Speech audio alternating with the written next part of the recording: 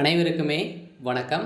சற்று முன் கிடைத்திருக்கக்கூடிய ஒரு மிக மிக முக்கியமான செய்தி ஒன்று வெளியாகியுள்ளது.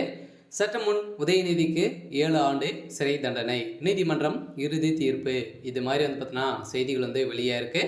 ஏற்கனவே பார்த்தீங்கன்னா பாலியல் விவகாரத்தின் அடிப்படையிலும் பார்த்தீங்கன்னா அதிரடியாக உதயநிதி ஸ்டாலினுடைய பேர் அடிபட்டு இருந்தது. ஸோ இதை தொடர்ந்து அவருடைய மகன் இன்பநிதியுடைய பேதும் முக்கிய நபராக பார்த்தீங்கன்னா அவர் கைது செய்யப்பட்டார். ஸோ எந்த நிலையில் தான் பார்த்தீங்கன்னா தமிழகத்தில் இவங்க எந்த ஒரு இதில் மாட்டினா கூட பார்த்தீங்கன்னா இது வரைக்குமே கைது செய்யாமல் இருக்கக்கூடிய நிலையில் தான் ஆட்சி அவங்கக்கிட்ட இருக்கும்போது பார்த்தீங்கன்னா ஸோ யாருமே கைது செய்யாத இருக்கக்கூடிய நிலையில் தான் இப்போ பார்த்தீங்கன்னா ஆளுநர் போட்ட முதல் கையெழுத்துலேயே பார்த்தீங்கன்னா உதயநிதி ஸ்டாலின் அவர்கள் தூக்கியிருக்காங்க. ஸோ பார்த்தீங்கன்னா இப்போ அதிரடியாக நீதிமன்றம் போட்ட தீர்ப்பின் அடிப்படையில் ஸோ இவருக்கு 7 ஆண்டு சிறை தண்டனை விதிக்க போகிறதாக ஒரு தகவல் வெளியே இருக்குது. சொன்னால் பார்த்தீங்கன்னா இப்போ திமுகவே பெரும் கதிக்கலைங்க போய் தான் இருக்காங்க.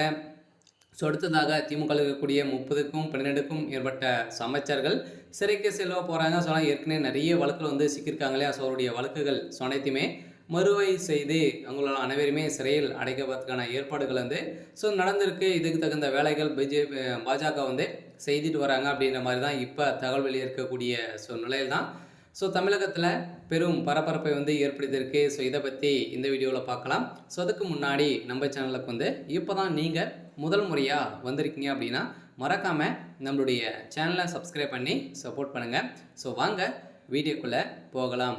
ஸோ பார்த்தீங்கன்னா ஏற்கனவே உதயநிதி ஸ்டாலின் அவர்கள் பார்த்தீங்கன்னா ஏற்கனவே அந்த அண்ணா பல்கலைக்கழகத்தில் ஸோ நடந்த பாலியல் விவகாரத்தின் அடிப்படையில் அதில் வசமாக சிக்கி இவருடைய பேரும் அடிபட்டு இருந்தது. ஸோ இதை தொடர்ந்து பார்த்தீங்கன்னா அதில் குற்றவாளியாக சிக்கிய ஞானசாகர் அவர்கள் கொடுத்த வாக்குமூலத்தின் அடிப்படையிலும் இப்போ ஏற்கனவே அவருடைய வீட்டில் நடந்த ரைடின் அடிப்படையில் நிறைய ஆதாரங்கள் வீடியோக்கள் சிக்கிய சம்பவத்தின் அடிப்படையில் தான் இப்போ நீதிமன்றம் பார்த்தீங்கன்னா தீர்ப்பு வழங்கியிருக்காங்க. ஸோ அதெல்லாம் இதில் சிக்கியவர்களுக்கு அனைவருக்குமே 7 ஆண்டு சிறை தண்டனை விதிக்கப்படும் அப்படின்ற மாதிரி உத்தரவு போட்டு இருக்கக்கூடிய சூழ்நிலையில் தான் இப்போ முதல்வர் ஸ்டாலின் அவருடைய தலையில் ஒரு மிகப்பெரிய ஈடியாக தான் விழுந்திருக்கு. சொல்ல மீண்டும் மீண்டும் திமுகவுடைய ஆட்சி நிலைக்குமா அப்படின்ற கேள்விக்குறி எழுந்திருக்கக்கூடிய நிலையில் தான் இப்போ பார்த்தீங்கன்னா உதயநிதி கைது செய்யப்பட்டிருக்காரு. சொல்ல இவருக்கு 7 ஆண்டு சிறை விதிக்கிறதுக்கான ஏற்பாடுகள் ஸோ நடந்துட்டு இருக்கு. இருந்தாலுமே தமிழகத்தில் புதிய ஆளுநர் நியமனம் செய்ய போகிறதாக இப்போ பார்த்தீங்கன்னா ஒரு செய்தி வெளியேறக்கூடிய நிலையில் தான் இப்போ பார்த்தீங்கன்னா பரபரப்பாகவே ஸோ திமுகவுடைய தலைமையகத்துக்கு பெரும்